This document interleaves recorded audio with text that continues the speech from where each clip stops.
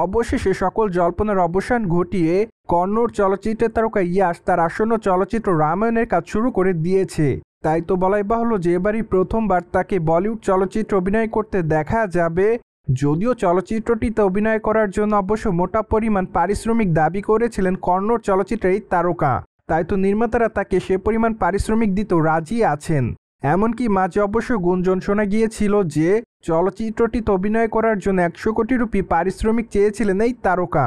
যাই হোক, বর্তমানে অবশ্য মুম্বাইতে চলচ্চিত্রটি শুটিংয়ের কাজ শুরু করেছে কন্নড় চলচ্চিত্রের তারকা ইয়াশ। মূলত একটানা 1 মাস এই চলচ্চিত্রের শুটিংয়ের কাজ করবেন কন্নড় চলচ্চিত্রের এই তারকা। ঠিক এজন্যই বর্তমানে তিনি তার নিজের একক অংশে শুটিংয়ের কাজ শুরু করে দিয়েছে।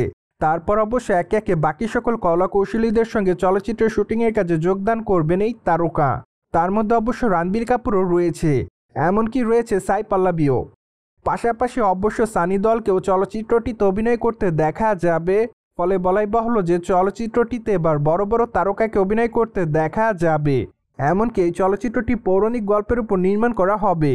তাই তো ধারণা করা যাচ্ছে যে চলচ্চিত্রটি দর্শকদের কাছে নজর কাটতে পারে। বাই দ্য ওয়ে, চলচ্চিত্রটিতে অবশ্যই ইয়াশকে প্রধান খল চরিত্রে অভিনয় করতে দেখা যাবে। তাই তো বলাই বাহুল্য যে এবার চলচ্চিত্রের পর্দায় রাওয়ান রূপে ধরা দিতে দেখা যাবে কন্নড় চলচ্চিত্রের এই তারকাকে।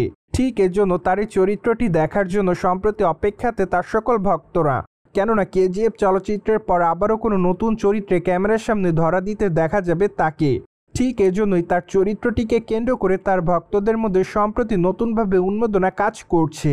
যাই হোক, এখন শুধুমাত্র অপেক্ষার পালা। কেননা চলচ্চিত্রটিতে যেহেতু ব্যাপক পরিমাণ ভিএফএক্স এর কাজ রয়েছে, তার মানে বলা যাচ্ছে যে চলচ্চিত্রের ভিএফএক্স এর কাজ যদি তেমন একটা মানসম্মত না হয়, তাহলে অবশ্য যত ভালোই তারকা থাকুক না কেন, চলচ্চিত্রটি বক্স অফিসে মুখ থুবড়ে পড়তে পারে। অন্যদিকে কন্নড় চলচ্চিত্রের তারকা ইয়াশকে আগামী দিনে অবশ্য অভিনয় করতে দেখা যাবে টক্সিন চলচ্চিত্রে। চলচ্চিত্রটির শুটিংয়ের কাজ প্রায় 60% শেষের দিকে।